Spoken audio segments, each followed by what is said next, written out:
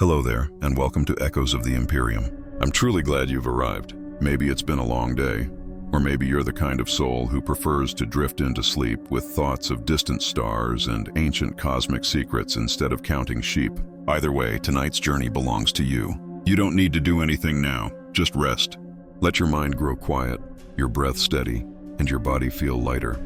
as if even the pull of gravity has begun to fade away. I remember the sound before I remember fear, because fear implies understanding, and there was none of that when the sky over Thracian Primus began to moan like a wounded leviathan, a low, resonant vibration that crawled through hab walls and prayer shrines alike, rattling bone chimes and cracking ancient glass. A sound so deep it bypassed the ears and went straight into the marrow, and for 40, maybe 50 seconds no chronometer survived accurately, we all stood frozen on the upper terraces of the hive, gazing upward as the clouds burned away in a spiraling wound of green-white fire, revealing something descending not like a meteor but like a decision already made, slow enough to watch, fast enough to know there would be no stopping it. And in those moments, the catechisms of protection whispered by the Ministorum priests felt thin and brittle, collapsing under the simple, terrible realization that whatever approached us was not asking permission to exist in our sky. The object screamed as it fell, not the sound of tearing metal or atmospheric friction, but a keening resonance that set my teeth on edge and made sanctioned psychers nearby clutch their skulls and bleed from the nose. And then it struck, not with the concussive violence of an orbital bombardment but with an obscene restraint, as if the impact itself had been measured, the ash plains beyond the hive blooming outward in a perfect circular shockwave, soil vitrifying into glass so smooth it reflected the poisoned sun, while the ground beneath my feet rippled like disturbed water. And still no explosion, no firestorm, only silence so complete it felt artificial, imposed, as though the world itself had been commanded to hold its breath. When the dust cleared, I saw a crater too precise to be natural, its edges clean, almost respectful, and at its center stood a man-shaped figure, upright, unmoving, framed by heat haze and drifting ash, wearing no armor, bearing no sigil of the Imperium or any Xenos breed I recognized, a tattered red cloth hanging from his shoulders like the remnant of a forgotten banner, his body unmarred by impact, unbowed by gravity. And even from kilometers away, I knew with a certainty that made my stomach twist that this thing was alive,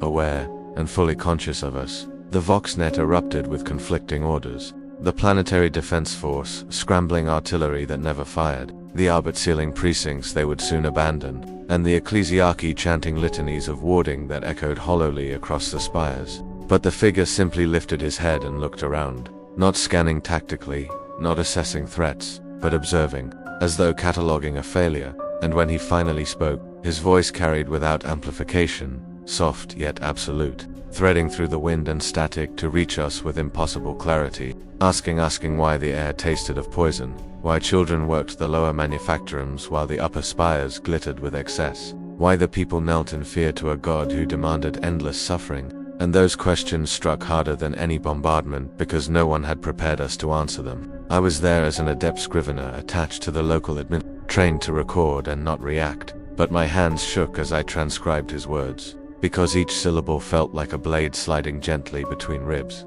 exposing truths long cauterized by ritual and repetition. And when a PDF captain, voice cracking with bravado and terror, ordered the entity detained in the name of the God-Emperor of mankind, the man did not resist, did not flee or strike back, but simply turned, allowing less fire to wash over him like harmless rain, the beams dispersing against his skin in motes of light, his expression shifting not to anger but to something far worse, confusion, followed by disappointment, as if he had hoped, foolishly, for better. Up close, when they dared approach him in null shackles and hexagrammic chains, I saw his eyes clearly for the first time, luminous and inhuman, not glowing with warp light or demonic corruption, but with a contained stellar intensity, like suns bound behind glass. And when he looked at Matt, a nameless scribe in a universe that devours billions without pause, I felt an invasive awareness brush against my thoughts, not probing, not violating, but understanding, and I hated him for that, because he saw my compromises,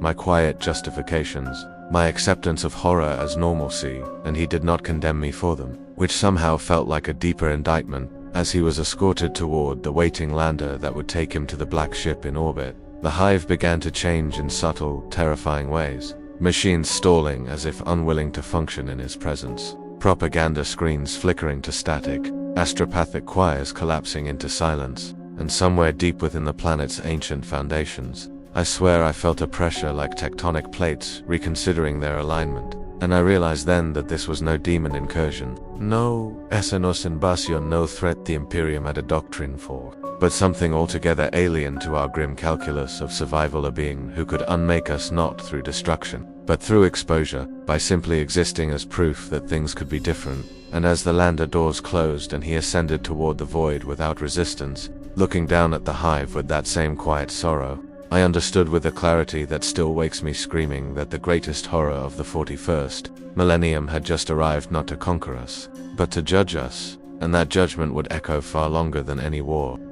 They took him to orbit wrapped in rituals meant for demons and weapons meant for gods, and I went with him because the Administratum wanted a living record, and the Inquisition wanted a disposable witness. And as the black ship Pax Veritatis pulled free of Thracian Primus gravity well, I felt something inside the vessel recoil, not in fear but in confusion, as though the ancient machine spirits embedded in its adamantine bones could not agree on how to classify the presence in their hold. For he sat calmly within a sanctified containment chamber etched with hexagrammic wards, Poseidon pylons humming at lethal intensity, null rods driven into the deck around him like iron prayers, and still the air felt lighter near him, less oppressive, as if some fundamental pressure I had never noticed before had been lifted. The Inquisitors argued in clipped, venomous whispers behind reinforced observation glass, debating whether he was an Alpha Plus site, a lost weapon from the dark age of technology, or a Xenos construct designed to infiltrate through benevolence.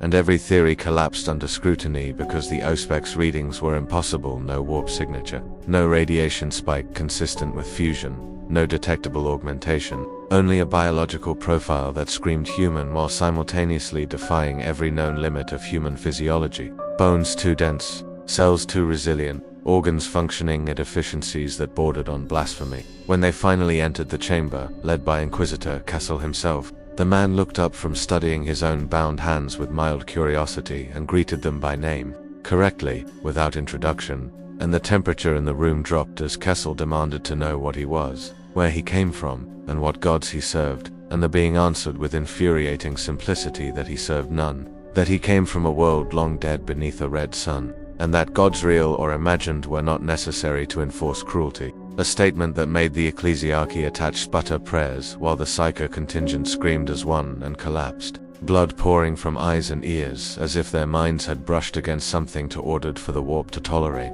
They tried pain next, electroflagellation, gravitic inversion, temporal stasis fields that froze men into screaming statues, but nothing elicited more than a slight furrow of his brow. And when Kessel finally ordered a controlled warp exposure, a sanctioned demonic manifestation meant to test corruption, the chamber filled with the stink of ozone and rotting incense as reality thinned and a lesser entity clawed its way through, shrieking promises of power and dominion, only to falter mid, its form unraveling into motes of black ash that never quite touched the floor. And in that moment the Gellerfield screamed, not failed, but objected, as if the Immaterium itself rejected proximity to him, and the ship shuddered so violently alarms wailed in every deck, while he looked genuinely alarmed for the first time and apologized for the damage, saying he had not realized how fragile our methods of travel were. It was then, watching Inquisitor Kessel stare at him with naked terror, that I understood the shift had already occurred, because fear had changed sides, and the Imperium,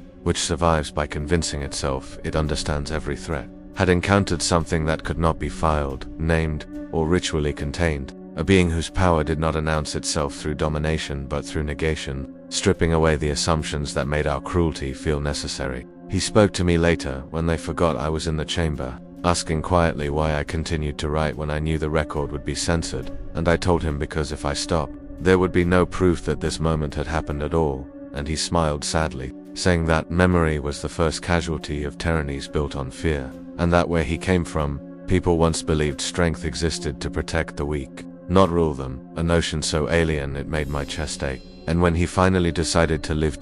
as if departure from an inquisitorial black ship were a matter of personal scheduling, he stood, and the restraints simply ceased to be relevant. Metal flowing like wax, force fields folding inward, the chamber walls groaning as though embarrassed by their own impotence. And he told Kessel that he would not fight the Imperium unless forced, that he would help where he could, stop what suffering he encountered, and that if the Emperor truly cared for humanity, he would welcome that aid. And then he stepped forward and passed through the ship's hull without decompression, without fire, without vacuum touching him at all, leaving behind a perfect man-shaped aperture that sealed itself moments later. And as I felt the ship stabilize and the Geller field quiet, I realized with sick certainty that this was only the beginning, because the Imperium could forgive slaughter, could even sanctify it, but it could never forgive being shown a gentler way to survive. And whatever that man was, whatever sun burned inside his chest, it had already begun to cast shadows long enough to swallow empires.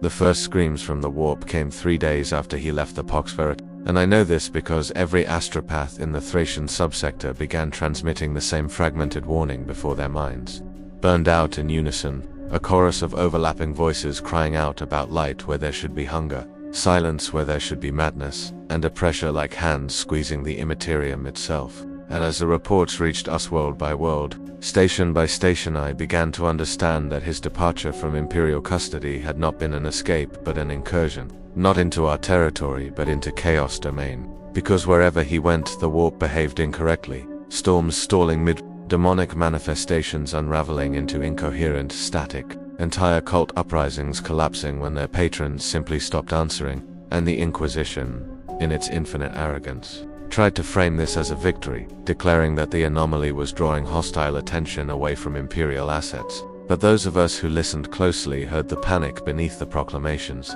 because chaos does not go quiet unless something is forcing it to. I was reassertedly classified really to collate battlefield data from Hive Tertius. After reports came in of a word-bearer's incursion that had ended without the customary oceans of blood, and what I found there still haunts me more than any demon I have ever catalogued, because the streets were intact, the people alive, and the corpses belonged almost exclusively to the estate. Their ceramite armor split and folded as if crushed by titanic hands that had chosen restraint too late, and survivors spoke in whispers of a red-caped figure descending from the ash-choked sky, not like a missile but like a falling leaf, listening to the word-bearers. Sermons before interrupting them with questions so calm and precise that even the traitor Marines hesitated. Questions about why gods who demanded infinite suffering deserved worship, about whether faith purchased through terror had any value at all, and when the Dark Apostle finally unleashed his warprick, a howling vortex meant to drown the Hive in madness,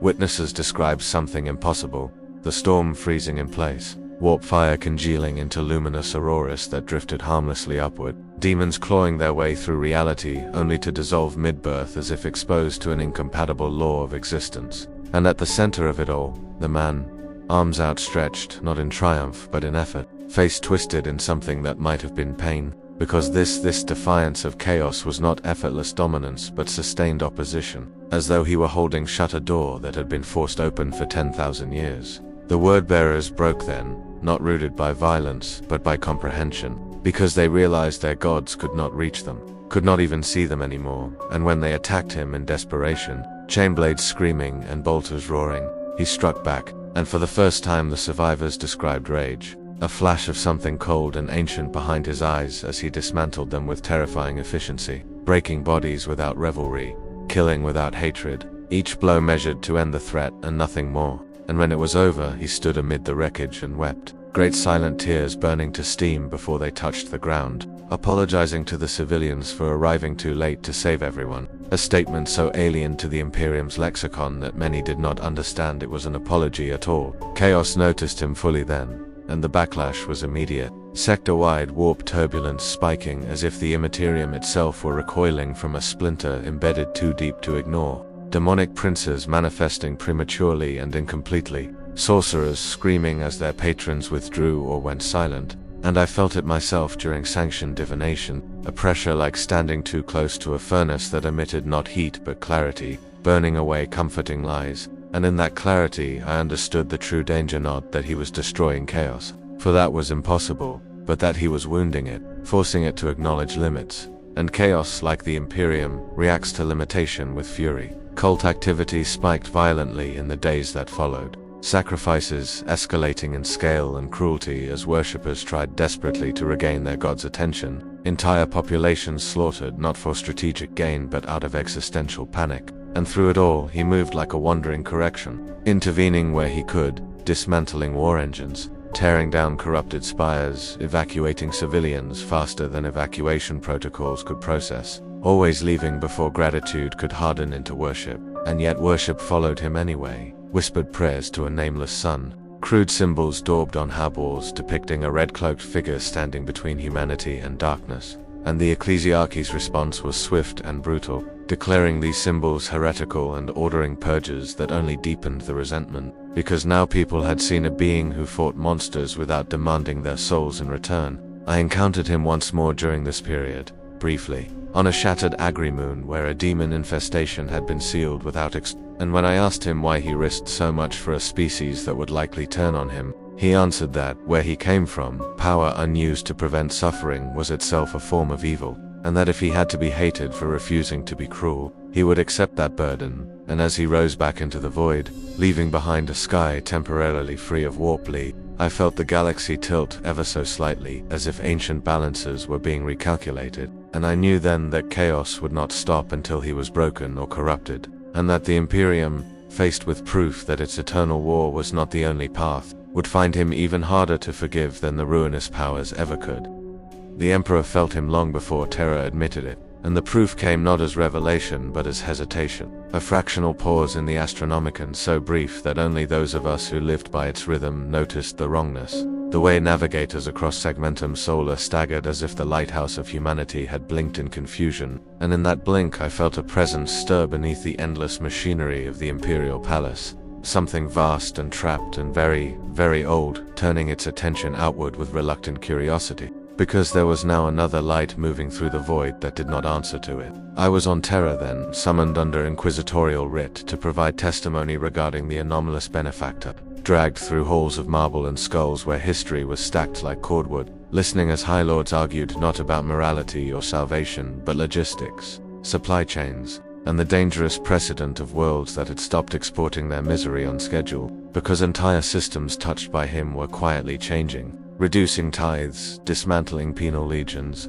refusing to send children to the Schola Progit, and doing so not in rebellion but with calm certainty, citing productivity increases, social stability, and something that made the Sanatorum visibly uncomfortable, hope. The ecclesiarchy howled that this was the work of a false angel, a deception more insidious than any demon because it wore the shape of mercy, while the Mechanicus issued binheric edicts declaring him a violation of causality itself, and the Inquisition, fractured and furious, argued extermination protocols that would have annihilated loyal populations just to erase his influence. And through it all the Astronomicon flickered again, not dimming but competing, as if the warp itself were struggling to reconcile to contradictory truths. One a stagnant blaze anchored to a corpse throne, the other a mobile, judgmental sun that refused to stay in one place long enough to be worshipped properly. When the Custodes finally moved, it was with the quiet inevitability of myth asserting itself, golden giants marching from the Eternity Gate to confront a solitary figure who hovered above the outer red cloak stirring in a wind that did not exist.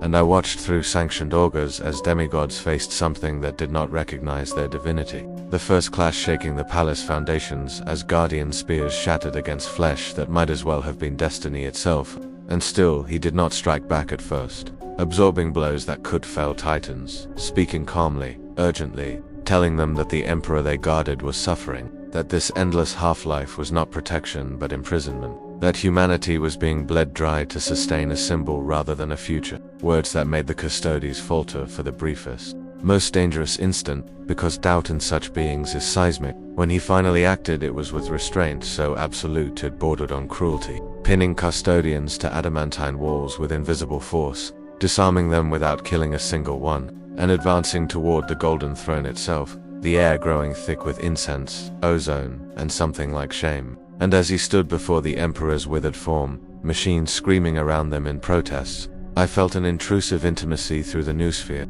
a sensation of two immensities, acknowledging one another, and though I cannot prove it, I believe they spoke without words. One, a relic sustained by sacrifice and faith, the other, a survivor shaped by loss and responsibility, and in that communion something broke. Because alarms wailed not for breach or attack but for systemic contradiction, ancient mechanisms unable to process mercy as an input variable, he turned away from the throne without striking it, without freeing or destroying the emperor, and in that choice I sensed his deepest failure. because he had come prepared to fight tyrants and monsters, not the weight of 10,000 years of belief. And as he withdrew, lifting into the palace sky while the custodies slowly recovered, the High Lords realized too late that the true damage had already been done, because the Emperor had noticed him, and in that noticing the absolute singularity of imperial faith had fractured, leaving room however small for comparison, and comparison is lethal to dogma. Chaos reacted with incandescent fury, warp storms flaring brighter than they had in centuries,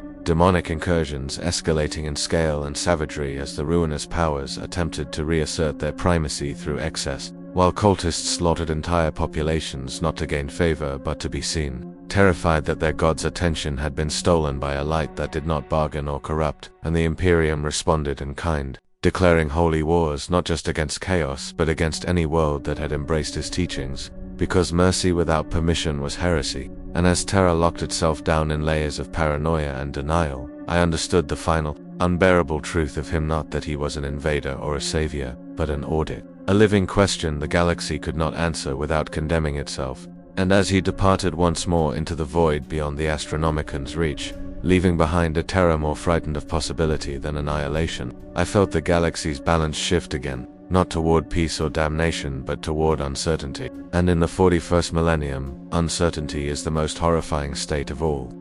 The end, when it finally came, did not announce itself with cyclonic torpedoes or the howling of titans, but with silence spreading outward from the places he had touched, a quiet refusal of the galaxy to continue screaming at the same pitch, and that terrified everyone far more than open war ever could, because the Imperium understands enemies, understands rebellion, understands annihilation, but it does not understand absence, and in the decades following his departure beyond the Astronomican's reach, absence became his legacy. Worlds where tide fleets arrived to find manufactorums repurposed for food production, hive cities partially dismantled to let light and air reach lower levels, Astra Militarum regiments standing down not in mutiny but because there was no longer a war to fight, and the Administratum's ledgers began to fracture under the strain of numbers that no longer matched doctrine, because suffering, it turned out, had been an inefficient fuel all along. I lived long enough to see the Imperium declare him an arch-heresy without a name, an existential deviation to be erased from history, and long enough to see that effort fail catastrophically. Because ideas, once proven viable, do not die easily, and children born on worlds he had passed through grew up without knowing his face but inheriting his questions, asking why they must kneel, why cruelty was holy, why the future was always promised and never delivered, and each question was a hairline fracture spreading through 10,000 years of enforced certainty. Chaos, too, changed, becoming sharper, more desperate, less indulgent, its demons manifesting with a frantic hunger I had never recorded before, as if terrified of being ignored, because where once corruption was subtle and patient, now it was loud and wasteful, entire systems consumed in tantrums of warp fury that achieved nothing lasting. And in those excesses I saw fear, because chaos had learned it could be hurt without being killed. Wounded in ways that did not feed it, and wounds that do not feed chaos eventually starve it. The Inquisition hunted me relentlessly in those years, for I had become a vector of forbidden memory,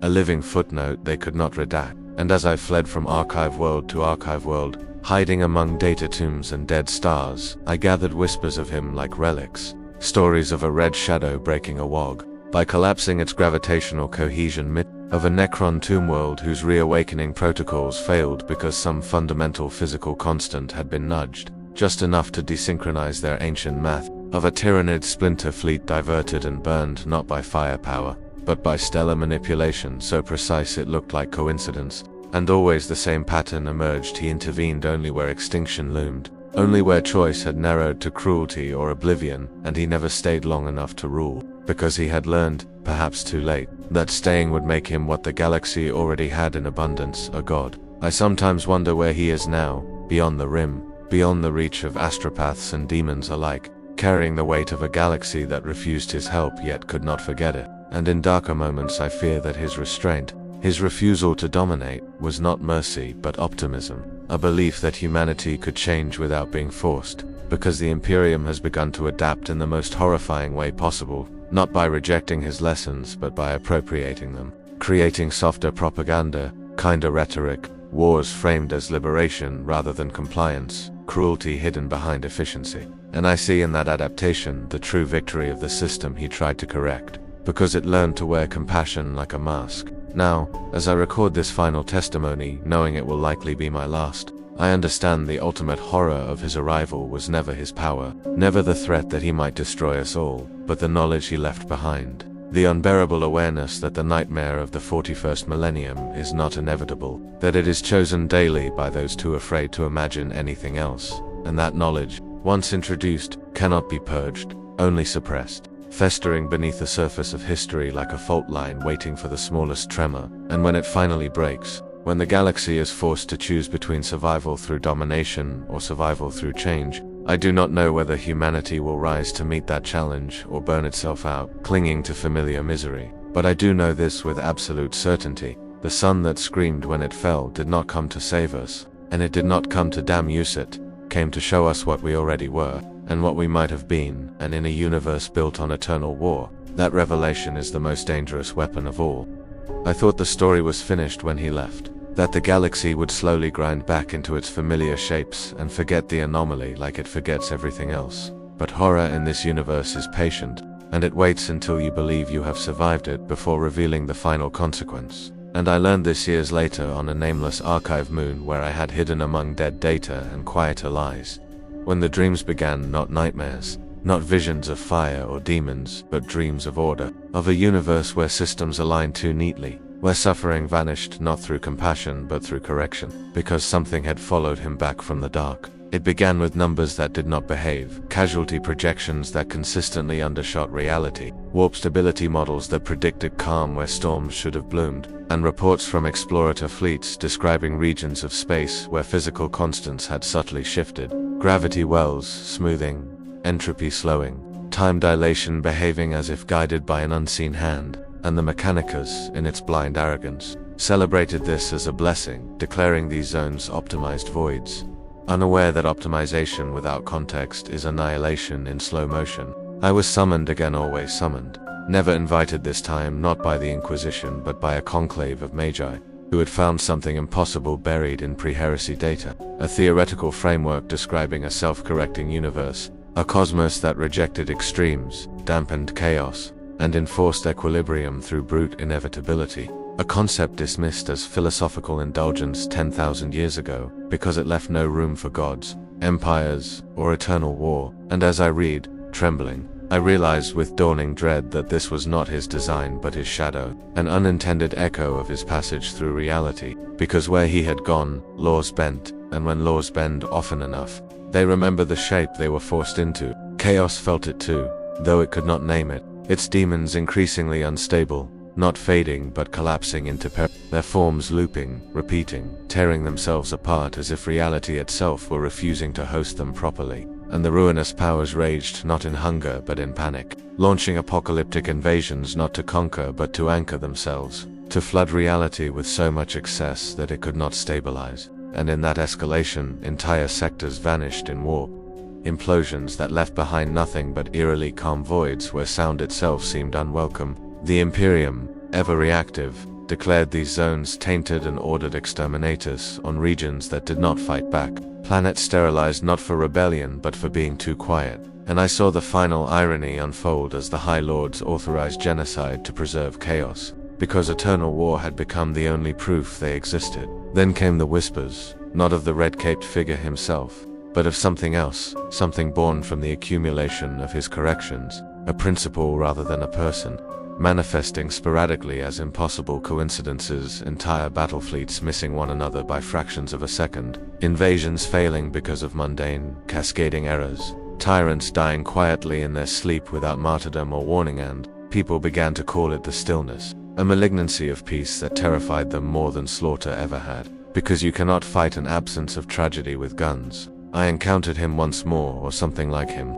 in a half-remembered way during a sanctioned warp jump that went catastrophically right, the ship emerging exactly where it intended to without turbulence or loss. And in that perfect transition I felt a presence brush against my mind, weary, distant, and filled with regret, a sense that he had seen this coming too late, that by refusing to rule he had allowed reality itself to learn from him, to internalize his defiance as a function rather than an exception, and that now the galaxy faced a new horror, not salvation, not damnation, but convergence. A slow grinding toward a state where extremes could no longer exist, where chaos starved, the Imperium calcified into a relic, and life persisted in a flattened, joyless equilibrium enforced by physics rather than choice. I do not know if he is trying to stop it, or if he even can, because how do you fight a lesson reality has already learned? And as I finish this account, knowing full well it will be hunted, burned, and denied, I am forced to confront the most terrifying possibility of all, that the universe of Warhammer 40,000 was never meant to be saved,